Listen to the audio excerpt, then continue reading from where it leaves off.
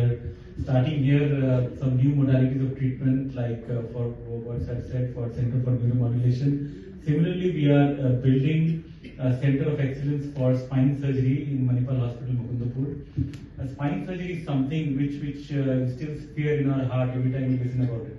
Every time যখনই আমরা কেউ বলে যে কারোর একটা স্পাইন সার্জারি দরকার, তখন ফার্স্ট থিং লোকের মাথায় আসে যে অপারেশনের পরে প্যারালিসিস হয়ে যাওয়ার খুব চান্স, অপারেশনের পরে সে হাঁটতে পারবে কিনা, অপারেশনের পরে কতদিন পরে হাঁটবে।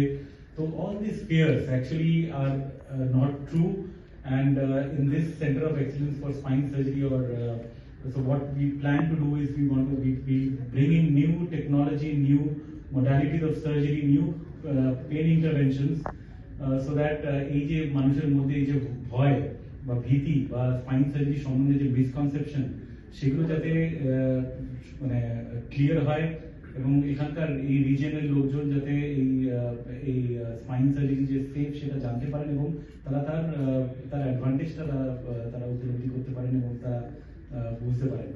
যেমন ফর এক্সাম্পল, আমরা এখানে ইন্ট্রাঅপারেটিভ সিটি স্ক্যানের মাধ্যমে যে আমাদের হাসপাতালে যে মেশিনটা আছে, সেই ইন্ট্রাঅপারেটিভ সিটি স্ক্যান, সেটার মাধ্যমে আমরা খুব সেফলি স্পাইন সার্জারি বা স্পাইনাল স্কোলিওসিস কারেকশন সার্জারি করতে পারি।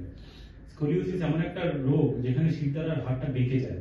অনেক ক্ষেত্রে আমরা দেখি বাচ্চাদের স্কোলিওসিস হচ্ছে বা শিরদাঁড়ার হাড় বেঁকে যাচ্ছে, বা বাচ্চারা এরকম সাইডে বেঁকে যাচ্ছে। তো এই রোগটা স্কোলিওসিস বা কাইফোসিস, যেখানে শিরদাঁড়াটা সামনের দিকে ঝুঁকে যাওয়া, এইগুলো কমপ্লেক্স স্পাইনের রোগ। এবং অনেক ক্ষেত্রে আমরা দেখি যে এই ধরনের রোগ ধরা পড়লে বাচ্চাদের এখান থেকে দক্ষিণ ভারতে যেতে হচ্ছে বা অন্যান্য জায়গায় যেতে হচ্ছে, বা তারা তথাকথিতভাবে আমাদের পশ্চিমবঙ্গ থেকে লোকে চলে গেছেন আগে। কিন্তু এই ধরনের চিকিৎসা আমি রেগুলারলি করে থাকি। আমাদের এই হাসপাতালে যেহেতু ইন্ট্রাঅপারেটিভ সিটি স্ক্যান আছে, ন্যাভিগেশন আছে, নিউরো মনিটরিং আছে, এই ধরনের টেকনোলজি আমাদের কাছে আছে, যাতে এই ধরনের সার্জারি আরো সেফলি আমরা করতে পারবো। অধিকাংশ ক্ষেত্রে এই পেশেন্টরা অপারেশনের পরের দিন থেকেই হাঁটতে পারেন, 3-4 দিনে বাড়ি চলে যেতে পারেন।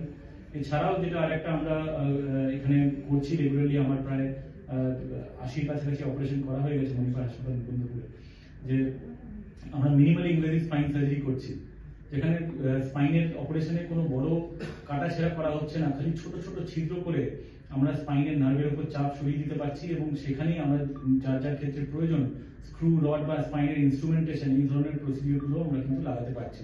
মানে কি হোল স্পাইনাল ফিউশন যাকে বলা হয়।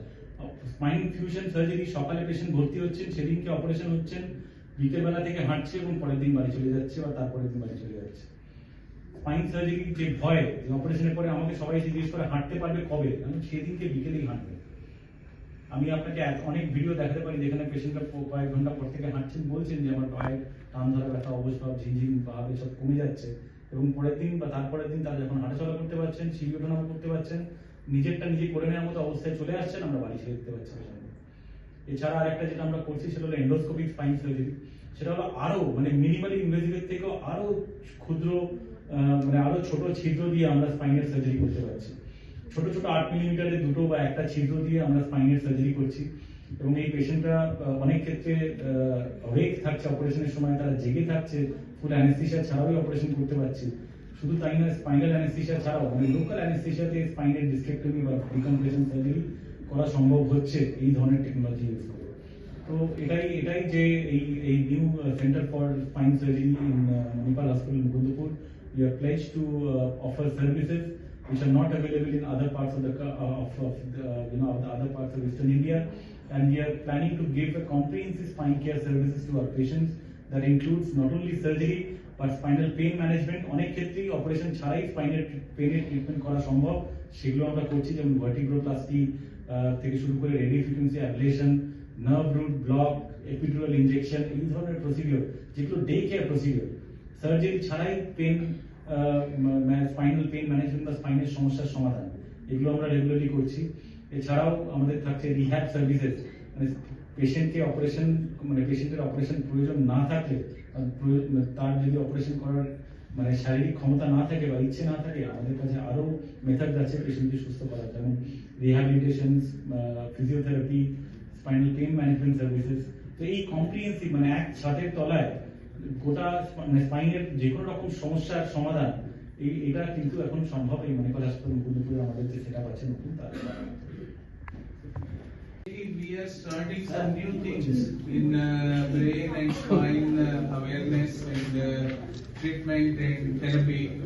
And Dr. Basu is Dr. Amit Basu is the spine surgeon, and he will talk about that. আমি তো ব্রেন সার্জন, আমি ফাংশনাল নিউরোসার্জন। সো আমার স্পেশালিটি হচ্ছে ব্রেনের পেসমেকার, স্পাইনের পেসমেকারের operation. So this is a new thing in Kolkata. We are starting Center for Neuromodulation. Patient with Parkinson's, patient with compound, depression, OCD, chronic pain. All these patients, we are trying to put brain pacemakers, उनको DBS बोलते हैं, deep brain stimulation. So our Center for Neuromodulation जो हमें form करबो मणिपाल मुकुंदपुर तके, it will be a team which will evaluate comprehensively patients of movement disorders, Parkinson's disease, compound, psychiatric disorders, chronic pain. और उनर जो selected candidate होचे उनमें we can put in stimulators in the brain or in spinal cord. Epilepsy journey also stimulation we are starting in Manipal Mukunpur.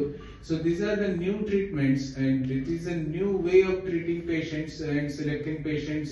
It's a teamwork.